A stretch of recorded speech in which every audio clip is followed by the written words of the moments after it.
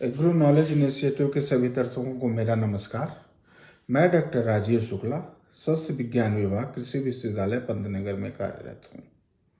हम आज आपके समक्ष एक नए प्रकार का वीडियो लाना चाहते हैं और एक बहुत ही अलग सा विषय है जिस पे हम चर्चा करेंगे आपसे। बहुत महत्वपूर्ण समय भी चल रहा है और बहुत महत्वपूर्ण विषय भी है जिस पे चर्चा करना आप लोगों के साथ चर्चा करना आवश्यक है। और आज हमारा विषय होगा किसान धरती का भगवान है, farmer a god on earth. इस विषय में हम किसान के किए गए कार्यों को कैसे भगवान के द्वारा किए गए कार्यों के समतुल्य माना है, उसका हम विश्लेषण करेंगे। उम्मीद है कि हमारा यह विश्लेषण आपको पसंद आएगा और अगर पसंद आता है तो कृपया करके लाइक करना, शेयर करना मत भूलें और सब्सक्राइब भी करें। इसी के साथ ही हम आपको ले चलते हैं farmer a god on earth. तो आइए हम चलते हैं हमारे इस विषय की तरफ। दोस्तों, इस कड़ी में हम आगे चलते हैं कि फार्मर भगवान के स्वरूप कैसे है।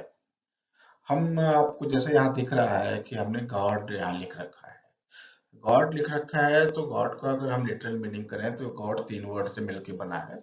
जनरेटर, जी मतलब जनरेटर, ओ मतलब ऑपरेटर एंड डी मतलब डिस्ट्रक्टर। मतलब गॉड कोई चीज को बनाता है, उसको चलाता है और जब उसका समय पूरा हो जाता है तो उसको डिस्ट्रक्ट कर देता है। तो गॉड ने बनाई प्रकृति।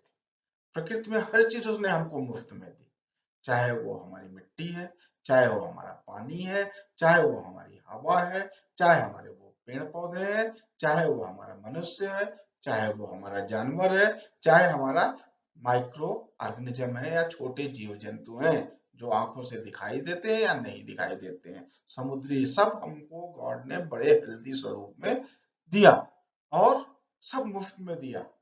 गॉड पानी का कोई पैसा नहीं हमसे लेता है, हवा का हमसे कोई पैसा नहीं लेता है। इसी तरह गॉड ने जो चीजें दी प्रकृति में, हमको पहाड़ दिया, हमको पानी दिया, हमको पेड़ पौधे दिए, वनस्पतियां दिया, उसका कोई पैसा गॉड ने नहीं लिया और उस दी हुई रिसोर्सेज को, संसाधनों को हमारे जीवन निर्वाह के लिए रखा। गॉड ने हमें पृथ्वी भी दी। अब उस पृथ्वी में हम जो मानव है, मानव, हमने मानव का इतिहास अपने पिछले लेक्चर में बताया था, मानव कैसे कैसे उनका जन्म हुआ। हम मानव ने गॉड के द्वारा या ऊपर वाले के द्वारा प्रदत्त की गई मुफ्त की चीजों को एक्सप्लॉइट करना शुरू किया। हमने अपनी सुविधाओं के लिए, हमने उसके उपयोग के लिए या हमने उसके शोषण के लिए हमने बहुत बड़ी बड़ी इंडस्ट्रियां, बहुत बड़े बड़े पॉपुलेशन, बहुत सारी चीजें, गॉड की बनाई हुई चीजें जो गॉड ने नेचुरल हमें चीजें मुफ्त में प्रदान की थी, उसको हमने शोषण करना शुरू किया। और शोषण भी हमने संतुलन में नहीं किया, हमने इम्बैलेंस शोषण करना शुरू किया। अब इम्बैलेंस शोषण में क्या हुआ, आप देखिए, हमने शोषण करना शुरू किया। ये हमारी पृथ्वी, पृथ्वी के 5 मुख्य अंग, मिट्टी, जल, वायु, माइक्रो ऑर्गेनिज्म, पेड़ पौधे और मनुष्य। मनुष्य ने इसका शोषण शुरू किया इन नेचर का। तो रिजल्ट क्या हुआ उसका, हमारा वायु प्रदूषित हो गया। अति शोषण से, अगर हम संतुलित शोषण नहीं कर रहे हैं तो उसका रिजल्ट हुआ कि हमारा वायु प्रदूषित हो गया। हमारी मिट्टी धीरे धीरे प्रदूषित होते हुए उसकी कैपेसिटी खत्म हो रही है कि हम अन्न उपजा सके। हमारी मिट्टी में रहने वाले जो जीव जंतु हैं, मानव के लालच लालच से वो धीरे धीरे खत्म होते जा रहे हैं।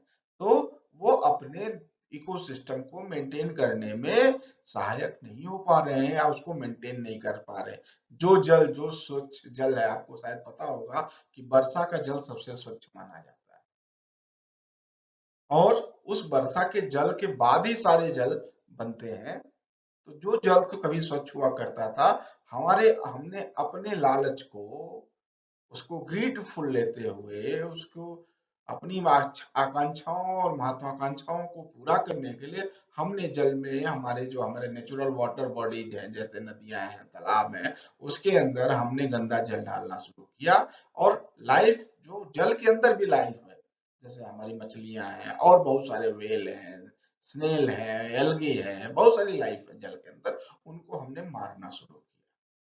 अब हमने जब जल के अंदर के लाइफ को मारना शुरू किया, तो उसके अंदर जब लाइफ मरनी शुरू हुई, तो जल का जो जीवन है वो धीरे धीरे, अब हमारी बात आती है कि यहीं तक हम नहीं रुके। हमने अपने शोषण के लिए इतना ज्यादा ग्रीडी रहे कि अपने लिए जो हमें प्रदत्त की थी ईश्वर ने शक्तियां, उसके लिए हमने लड़ाई करना शुरू किया। आज यूक्रेन और रसिया का युद्ध इसी का एग्जाम्पल है। चाइना और अमेरिका की युद्ध जो आजकल होने की संभावना चल रही है, सिर्फ हमारे लालच, प्रकृति के संसाधनों को अधिक से अधिक उपयोग करने के लिए हमारे मन में जो लालच, जो भावना है, उसके फलस्वरूप लड़ाई होना शुरू। और किसान, तीसरा जो हमने आज का हमारा विषय है कि किसान, किसान कैसे भगवान के समतुल्य है। तो किसान, जैसे भगवान ने हमें प्रकृति की सभी जल, थल, नभ, आकाश, पानी, मूवी सब लेकिन उसको संरक्षित करने का बीड़ा किसानों के पास है। अगर धरती से किसान हटा दिए जाएं या खत्म कर दिए जाएं, तो शायद ये जो चीजें हम आपको दिखा रहे हैं सब खत्म हो जाएगी। पानी आपका खत्म हो जाएगा, आपकी मिट्टी के जीव जंतु खत्म हो जाएंगे, आपकी मिट्टी बंजर हो जाएगी, आपका जो एयर पोल्यूशन इतना होगा कि आप खुद नहीं जी सकते। जो मानव वो नहीं सोचता है कि अडानी है या अंबानी है, एयर पोल्यूशन ये नहीं देखता है, वो सबके लिए बराबर है। उसने कोई डिस्क्रिमिनेशन नहीं किया कि रसिया को ज्यादा एयर पोल्यूटेड करे और चाइना को कम करे, या यूक्रेन को कम रेपुटेशन है। तो भगवान ने तो सब बराबर सबको दिया, और किसान उसको मैनेज करने में लगा हुआ है। तो एयर को भी कैसे किसान टारगेट करता है। मेरा कहने का मतलब ये है कि ह्यूमन में से पृथ्वी पे जो 10 बिलियन पॉपुलेशन होने जा रही है, उसमें सिर्फ किसानों के पास ये जिम्मेदारी है, या भगवान ने या ऊपर वाले ने ये क्षमता दी है कि उनके द्वारा प्रदत्त जो भी चीजें हमें मुफ्त मिली है उसका संरक्षण कर सके, उसके अंदर संतुलन बना सके, और उनको अच्छे से फ्यूचर के लिए रख सके। अब बात ये उठती है कि किसान आखिर में करता कैसे। तो आपको जैसे पता है कि किसान का मुख्य काम है खेती करना। अब खेती का मुख्य अवयव क्या है? खेती का जो मुख्य उद्देश्य है वो होता है हवा से कार्बन डाइऑक्साइड को शोषित करना या लेना। अब हवा से कार्बन डाइऑक्साइड किस लिए लेता है? प्रकाश संश्लेषण के लिए लेता है। सो कार्बन डाइऑक्साइड ही मेन, इन सारी जो हम चीजें बता रहे हैं उसका ये मेन अवयव है। चाहे वो एयर पोल्यूशन का मेन अवयव कर लीजिए, चाहे सॉयल में कार्बन डाइऑक्साइड पॉजिटिव तरीके में मेन अवयव है, लाइफ जो सॉइल है वो भी, उसमें भी कार्बन डाइऑक्साइड पॉजिटिव तरीके से मुख्य अवयव है। इवन वाटर के भी जो वो है, उसके मतलब लाइफ चाहे पॉजिटिव या निगेटिव तरीके से, कार्बन डाइऑक्साइड एक मुख्य अवयव है। और फार्मर क्या करता है कि हवा में जो कार्बन डाइऑक्साइड उपलब्ध है उसको पौधों के फोटो प्रकाश संश्लेषण की क्रिया के द्वारा पदार्थों में कार्बोहाइड्रेट फोटोसिंथेसिस के फॉर्म में बदलने का काम करता है। पहली चीज, उसने कार्बन डाइऑक्साइड का शोषण किया पौधों के द्वारा, चाहे वो धान लगाए, चाहे गेहूं लगाए, चाहे फल के पौधे लगाए, चाहे वानिकी का पौधा लगाए। हम अगले वीडियो में चर्चा करेंगे कि फार्मर क्या क्या करता है। तो अगर कोई भी पौधा लगा रहा है तो प्रकृति मतलब भगवान ने जो चीज करी उसी को संरक्षित या सुसज्जित करने का काम कर रहा है। एक तो ये तरीका हो गया कि उसने कार्बन डाइऑक्साइड को, फॉर्म को बदला, और एयर को, आपके एयर पोल्यूशन को कम किया। बात आती है मृदा, सॉइल। सॉइल का एक अलग करेक्टर होता है। वो करेक्टर ऐसा होता है कि सॉइल में दो कंपोनेंट बेसिकली होते हैं। एक लिविंग कंपोनेंट होते हैं सॉइल के, एक नॉन लिविंग कंपोनेंट होते हैं। Living component, non living component में जैसे आपके clay particles and silt clay आपके निवे लिविंग, उसके नेक्सस, उसके जो आपस में जुड़े लैटिस स्ट्रक्चर जो उसकी बात करते हैं आपस में उसको वो नॉन लिविंग कैंपस। लेकिन जो लिविंग कंपोनेंट होते हैं सॉइल के, वो सॉइल के स्वरूप, सॉइल की क्षमता, सॉइल की दक्षता के लिए रिस्पॉन्सिबल होते हैं। अगर सॉइल के जो लिविंग कंपोनेंट है जैसा कि हमने दिखाया है, वो सॉइल की दक्षता के लिए रिस्पॉन्सिबल होते हैं, तो अब उन लिविंग कंपोनेंट को भोजन चाहिए अपने जीने के लिए, जैसा कि हर व्यक्ति को हमने बताया था कि फूड चाहिए ही चाहिए। तो सॉइल के अंदर जो लिविंग कंपोनेंट रह रहे हैं उनको भोजन चाहिए, तभी सॉइल आपकी हेल्दी रहेगी। अब क्वेश्चन ये उठ रहा है कि वो अगर लिविंग कंपोनेंट क्या करते हैं, जैसे मान लिया माइक्रो ऑर्गेनिज्म है, बैक्टीरिया है, बैक्टीरिया क्या करता है कि पॉलीसेकेराइड का प्रोडक्शन करता है। अगर बैक्टीरिया अच्छा बैक्टीरिया होता है तो उसमें कुछ पॉलीसेकेराइड प्रोड्यूसिंग बैक्टीरिया होते हैं या गम प्रोड्यूसिंग बैक्टीरिया होते हैं। अब समझिए कि किसान क्या करता है कि उनको फूड प्रोवाइड किया बैक्टीरिया को, कैसे? जो कार्बन डाइऑक्साइड का शोषण करके पौधों के फोटोसिंथेसिस की प्रक्रिया के थ्रू कार्बोहाइड्रेट या फोटोसिंथेसिस बनते हैं, वो उनकी जड़ों के द्वारा मिट्टी में पहुंचते हैं, और वो फोटोसिंथेस जो भी माइक्रो ऑर्गेनिज्म होते हैं मिट्टी में, या जो भी लिविंग बीइंग मिट्टी में होते हैं, उनके लिए फूड का काम करते हैं। तो अगर उनको फूड अच्छी तरीके से, बैलेंस तरीके से मिला, तो उन्होंने क्या किया, जैसे हमने पॉलीसेकेराइड का एग्जांपल में ले रहा था कि कुछ बैक्टीरिया पॉलीसेकेराइड या गमेशन का काम करते हैं। अब उस गमेशन को, उस पॉलीसेकेराइड के गमेशन के थ्रू जो सॉइल का स्ट्रक्चर होता है वो ग्रेनुलर होता है, उसमें प्रॉपर एरेशन होता है, प्रॉपर वाटर होल्डिंग कैपेसिटी उसकी बनती है, प्रॉपर न्यूट्रिएंट होल्डिंग कैपेसिटी बनती है। तो किसान ने क्या किया, पौधा उगाया, पौधा उगाने से कार्बन मतलब फोटोसिंथेसिस का ट्रांसफर हुआ सॉइल में, वो माइक्रो ऑर्गेनिज्म का फूड बना, और उस माइक्रो ऑर्गेनिज्म ने एक गमेशन की प्रक्रिया के आपके सॉइल के स्ट्रक्चर को इंप्रूव किया। उस इंप्रूवमेंट से सॉइल की जल धारण क्षमता या न्यूट्रिएंट पोषक तत्व धारण क्षमता या ऑक्सीजन के मूवमेंट में सुधार हुआ। तो भगवान ने जब हमें ओरिजिनल दिया था तो वो भी ऐसा ही था, नेचर का एक एडजस्टमेंट था, हमने उसमें अपने इंटरवेंशन के थ्रू उसको नुकसान करना शुरू किया। तो क्या हुआ कि किसान ने कार्बन डाइऑक्साइड के शोषण को, कार्बन डाइऑक्साइड के उपयोग से आपके सॉइल को सुसज्जित रखा। कार्बन डाइऑक्साइड, वही कार्बन डाइऑक्साइड जब हवा में होता है तब तब वो नुकसानदायक है, लेकिन वही कार्बन डाइऑक्साइड जब ऑर्गेनिक कार्बन या ऑर्गेनिक मैटर के फॉर्म में मिट्टी में आ जाता है तो वो लाभदायक है। कार्बन डाइऑक्साइड तो वही है, हवा में है तो नुकसानदायक, मिट्टी में है तो लाभदायक। तो फार्मर एक मीडिएटर बनता है, एक पाथवे क्रिएट करता है हवा के कार्बन डाइऑक्साइड को जमीन में ले आने, और जमीन की उर्वरता, जमीन की स्वच्छता, जमीन की शुद्धता मेंटेन करता है, जो कि प्रभु ने हमें नेचुरली दी है। बात आती है तीसरी, लाइफ इन वाटर। फार्मर का आजकल वैसे तो हमारे बहुत सारे farmer imbalance use of fertiliser करते हैं, लेकिन अगर farmer balance use of fertiliser करता है तो वो यूट्रोफिकेशन को चेक करता है। यूट्रोफिकेशन एक प्रक्रिया होती है कि जब हम कुछ न्यूट्रिएंट्स अप्लाई करते हैं फील्ड में तो वाटर के साथ मूव करता है, मूव करके जो बगल में तालाब हो गया, कोई भी वाटर बॉडी है, वहां पे चला जाता है। इस प्रक्रिया को यूट्रोफिकेशन कहते हैं। अब यूट्रोफिकेशन में जाने से क्या फर्क पड़ता है? सो यूट्रोफिकेशन में जब वो वाटर में गया या पानी में, वाटर बॉडीज में गया, तब क्या हुआ कि जो एल्गल ग्रोथ, जो भी वहां प्लांट हैं, जो वहां प्लांट हैं, उस प्लांट को ग्रोथ मिलती है, एल्गल ग्रोथ बढ़ती है। अब एल्गल ग्रोथ बढ़ेगी तो क्या होगा, वो ऑक्सीजन को यूज करेंगे, ज्यादा ऑक्सीजन यूज करेंगे तो ऑक्सीजन की डिफिशियंसी हो जाएगी, और अगर ऑक्सीजन डिफिशियंसी होगी, अगर ग्रोथ ज्यादा होगी, तो उसके जो जीव जंतु होंगे उनके लिए ऑक्सीजन की डिमांड, ऑक्सीजन के लिए कंपटीशन हो जाएगा। तो फार्मर बैलेंस यूज करके यूट्रोफिकेशन को चेक करता है, जिससे हमारी बॉडी, वाटर बॉडी सुरक्षित होती है। एक एक तरीका हो गया। अब दूसरा तरीका हो गया कि कुछ प्लांट, कुछ पौधे, जैसे हम अर्जुन का नाम ले लें, वो क्या करते हैं कि जो पोल्यूटेड वाटर है उसमें को साफ करते हैं। उनकी जड़ों में एक कैपेसिटी होती है कि उसको प्योरीफाई कर दे। इसको बोलते हैं फाइटो रिमेडिएशन, मतलब पौधों द्वारा किसी चीज को सुधार करना।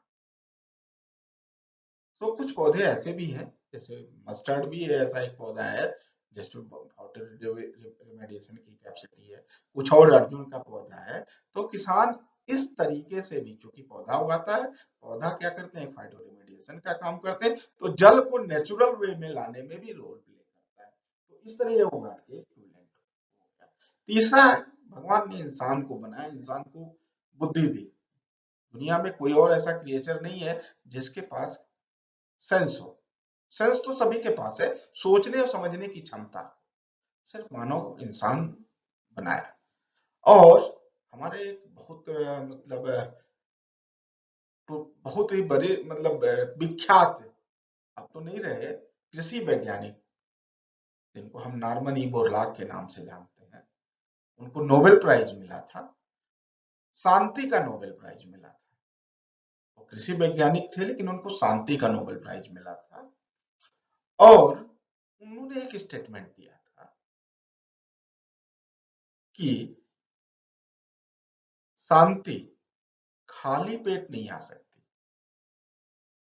अगर आपको शांति पानी है तो पहले आपका पेट भरा होना चाहिए, और अगर आपका पेट नहीं भरा होगा तो क्या होगा, आप लड़ेंगे, दूसरे की चीज छीनेंगे।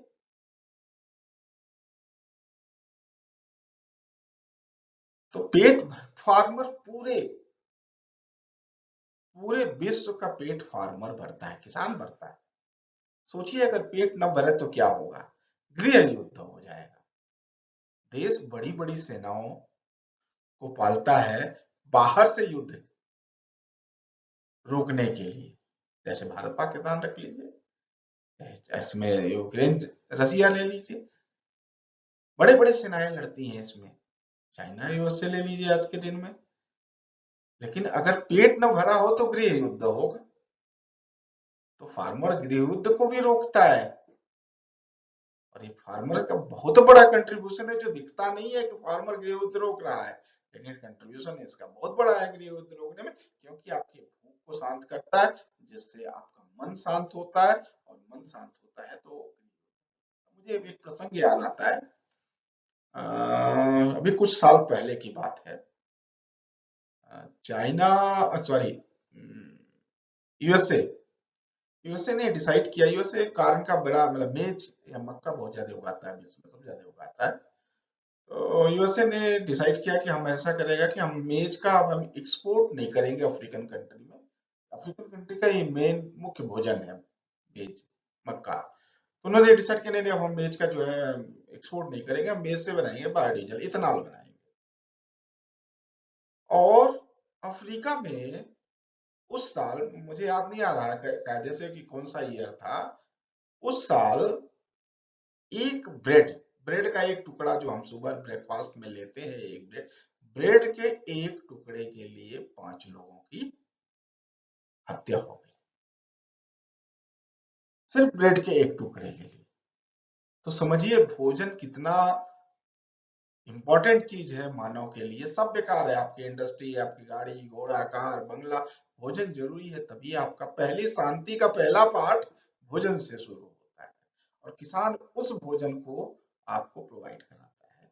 और उस शांति में किसान का क्या कंट्रीब्यूशन है, ये कोई नोटिस नहीं करता है।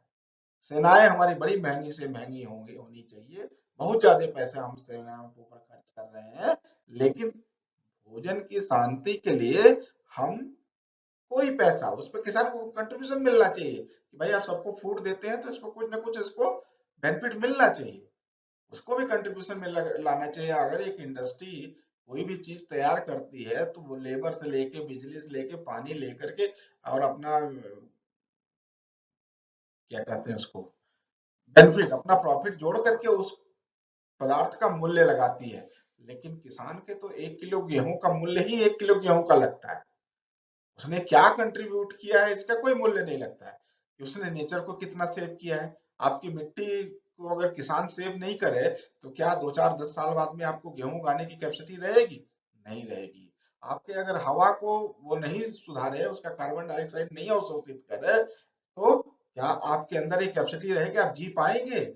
अगर आपकी हवा अस्वस्थ रहे, आपका जो मिट्टी में जीव है, आपका जल है, अगर इसको, तो किसान के इस कंट्रीब्यूशन को भी हम समाज को, देश को सोचना पड़ेगा कि किसान सिर्फ हमें गेहूं, चावल, अनाज नहीं प्रोवाइड करता है, हमें किसान इसके अलावा इनडायरेक्टली बहुत सारी चीज, शांति प्रोवाइड करता है, नहीं तो युद्ध हो जाए।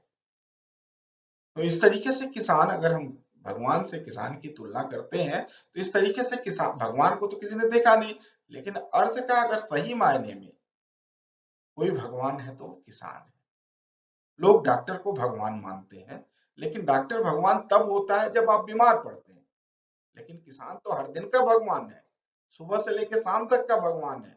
और उस भगवान को हम बिल्कुल, तो ऐसे भगवान को हमें समाज को उचित सम्मान देना चाहिए, उचित उनका स्थान देना चाहिए। अभी मैं एक कॉन्फ्रेंस में गया था, हमारे एक बहुत ही मतलब एक अंतर्राष्ट्रीय सम्मेलन था, उसमें हमारे बहुत ही सम्मानीय एक किसान श्री भागवत भूषण त्यागी जी आए थे। बहुत ही सम्मानीय किसान है, बहुत ही मतलब ज्ञानवानी पुरुष हैं।